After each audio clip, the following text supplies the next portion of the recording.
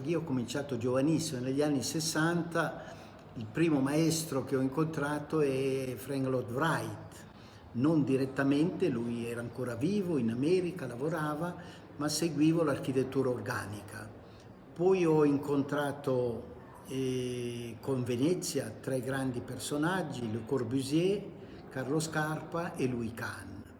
Quindi sono prigioniero di grandi maestri del movimento moderno dai quali io cerco di attingere quello che mi è più congeniale di ognuno di noi, di Carlo Scarpa, la capacità di dare immagine, di dare espressione ai materiali più poveri, Le Corbusier questa sua capacità di dare un segno, un'immagine a una storia, la storia del proprio tempo, e Louis Kahn questa sua capacità di andare alle origini dei problemi e trovare sempre un significato profondo, un significato filosofico, un significato umano alla istituzione che si deve progettare, all'istituzione che richiede di dare un'immagine, di dare una forma. Non comincio mai con una immagine, con una forma geometrica, no.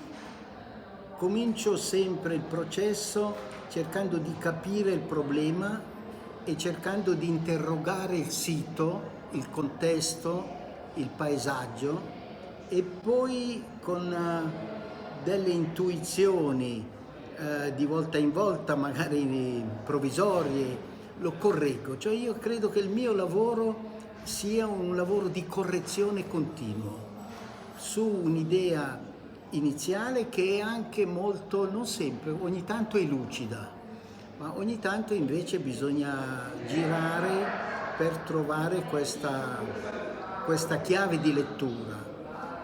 Poi lavorando ritorna la geometria, come una sorta di appagamento, di serenità.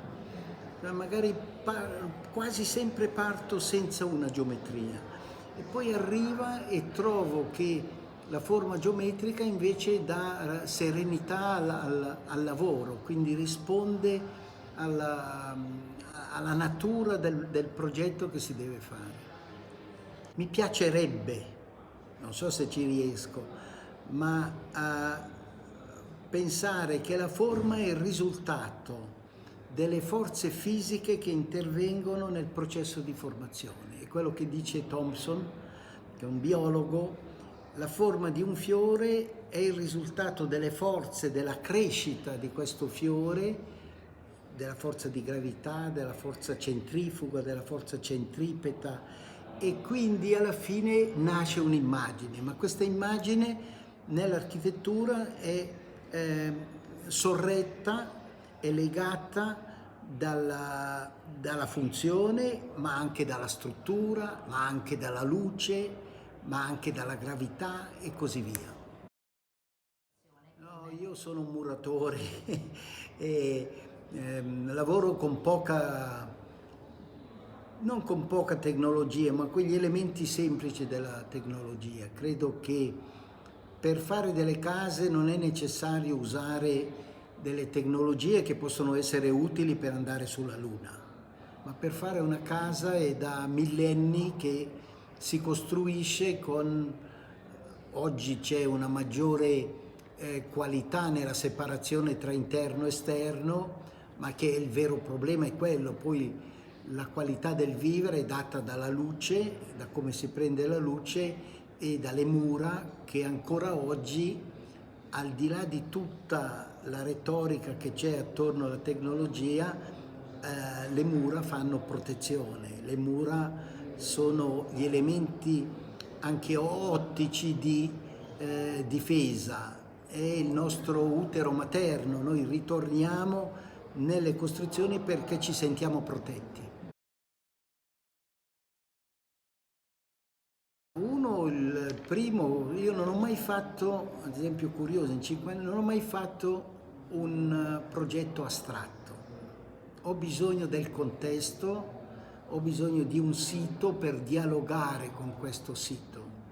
E allora poi può nascere una casa, una scuola, un teatro, museo e così via, ma senza il sito non riesco ho bisogno del ciclo solare, ho bisogno del ciclo stagionale per capire come orientare, ma come mettermi in rapporto con questo stato di natura che viene. E quindi questi 3 elementi che mi chiede, dico, il primo è il sito. L'architettura non è lo strumento per costruire in un sito, ma lo strumento per costruire quel sito, che è un unicum, che si radica la terra, la geografia, che va nella terra madre. Quindi da questo punto di vista mi sembra che l'architettura necessiti di un sito che è sempre un unicum nel mondo. Il secondo elemento, la luce, come ho detto, senza luce non c'è spazio, noi spegniamo queste luci, questo spazio scompare, e quindi uso la luce per dare forza o per dare misura allo spazio. Quindi le ho detto il sito, la gravità e la luce.